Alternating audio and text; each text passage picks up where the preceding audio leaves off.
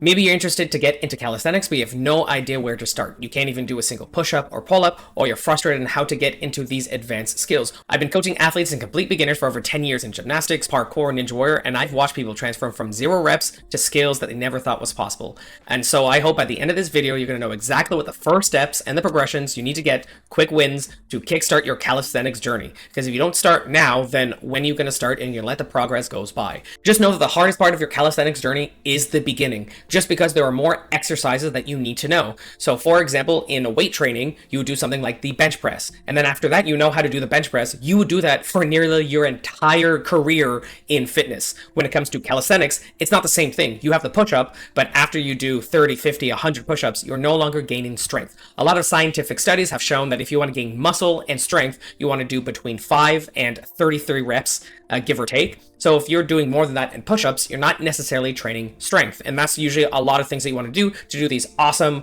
gravity-defying skills. You need strength. There are 7 key movement patterns that you would do in any single kind of program, whether it's body weight, or your traditional weight training, or even if you're getting into bodybuilding, this is probably where you would start. These are what we call the main compound movements, that if you did all these exercises, they would hit all your muscle groups. In traditional weightlifting, you see this as the deadlift, as the squat, as the bench press, as the rows, as the lateral pull downs. These are hitting all the major muscle groups, and if you had a program with all of these, you'd have a great program. So how do we translate this into calisthenics? Well, we would need to know what are all the compound movements that we can replace with calisthenics moves. So for example, the bench press is replaced by the push-up. If you're not able to do the bench press, you just start with the lightest weight possible. With the push-up, if you can't do a push-up, you can't do the push-up. So you need to know the progressions of the easiest version to the hardest version. Let's break down the push-up. You would start with the wall push-up, which goes into an elevated push-up. Let's think of like a countertop or something like that, until it gets to about 30 degrees. So you have more little progressions to get to there.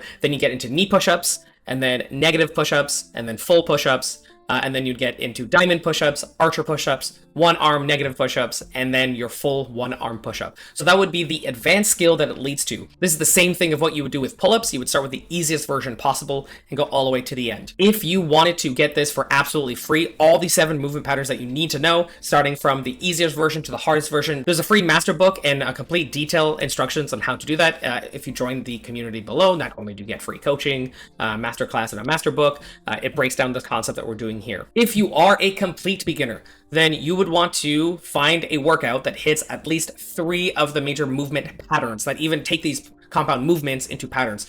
A lot of times you hear this as the push, pull, and legs. Now, I'm assuming we're starting as easy as possible. So we did the push-ups, now we do the pull-ups. You'd find a version of pull-ups that you're able to do. So the easiest version would be basically standing pull-ups. So you would need some sort of TRX band, but all gymnastics rings are way better because you can do other advanced skills with them. So you do it standing, and then you bring your feet lower and lower down, which makes it harder and harder until you are vertical. Then after that, you do something that's called a jackknife pull-up, in which you are in a 90 degree. Then you've got your negative pull-ups, and then you've got your full pull-ups. And if you want to get into muscle-ups, this is when you slowly get into archer pull-ups, and then usually it is muscle ups. Now I want to do the same thing with the squats. This leads into a pistol squat. So you do a body weight squat until you can go all the way down. Then it is pistol squat with a box. I find it way more easier because you don't have the balance. Then it's assisted, so using a pull or a band, and then you do negatives, and then you're doing pistol squats. So how would this look? 3 times during the week, you would do one of the exercises. You're aiming for about 8 to 12 reps. There's no magic number. I like to go higher when you're first starting to really get the technique down, because then you'll get progress even faster later on.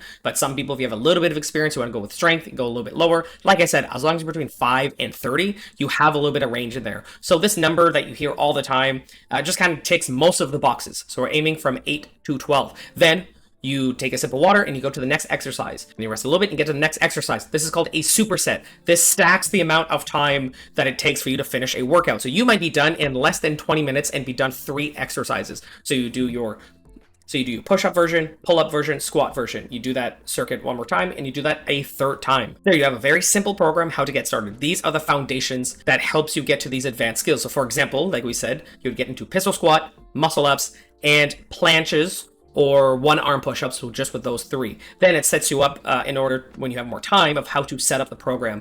Now, we do get into how to break down your entire training program. If you want to do all the 7 movement patterns, you want to get into more advanced things, again, in the masterclass, in the master book, and especially in the community, which is the link down below, which is absolutely free. I'm sure we've also done some videos here as well.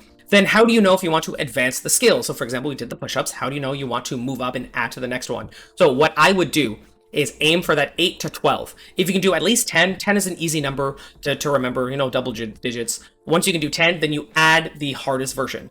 So for this, push-ups, the next one would be diamond push-ups. So you would do that one, and then you'd finish your set with the low ones. So if you could only do one diamond push-up, you would do one, and then you'd finish your set with as many push-ups as you can. That way, when you track your progress, next week or next workout, it might be 2 diamond push-ups, and then 3 diamond push-ups, and then 4 diamond push-ups. What I would tend to do is once you get more to 6, you don't have to add the bottom one. But if you want to progress faster, honestly, I would just always add the bottom one as well and get to that 8 to 12 range. It's all depends on people's goals and things like that. That is your basic understanding on how to create a calisthenics beginner's training program. The reason why I want to keep it so simple is because the most important thing is consistency. It does not matter how fast you try to progress if you're not consistent, if you're just going to burn out, or you don't know where to start. And the good news with this is if you're already doing some sort of training program or you're already going to the gym, as here in Hybrid Calisthenics, we are not afraid of using weights. We're also learning skills and freedom of movement, which we'll get to later,